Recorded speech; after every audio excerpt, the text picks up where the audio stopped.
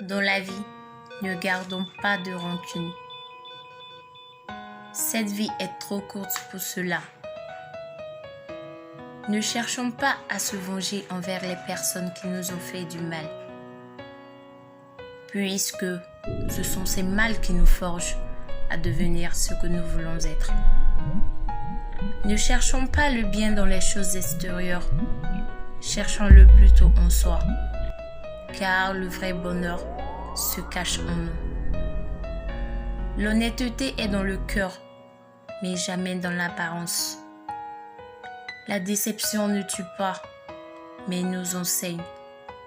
De grandes pensées à toutes ces personnes qui nous ont quittés au cours de cette période de mésentente.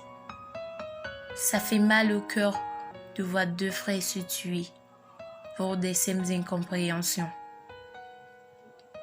Je me demande si le pays redeviendra ce qu'il était, un pays de paix, un pays d'hospitalité, un pays de sagesse.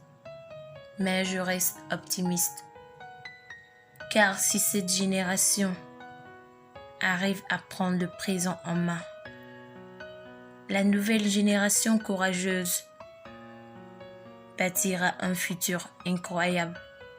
Et c'est à ce prix qu'on pourra s'asseoir dans un Mali de bonheur. Qu'est-ce que je peux bien dire d'autre? Je ne ressens que de l'amertume quand je vois ces enfants devenir orphelins, des sans-abri pavanés dans les rues de ma ville, à cause d'une guerre dont nous sommes maîtres. Pour moi, la parole a plus de vie que le parolier. Si tu ne parles pas le jour où tu dois le faire, après ça, cette parole perdra tous ses sens. La parole ne vieillit jamais. Donc moi, étant une jeune, je fais appel à toute la jeunesse africaine, spécialement celle du Mali, de se lever pour rebâtir cette patrie qui est la nôtre.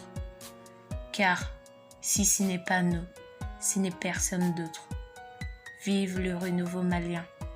Avec Edouard, c'est l'unité au cœur de nos actions. Signé par Aminata Kone.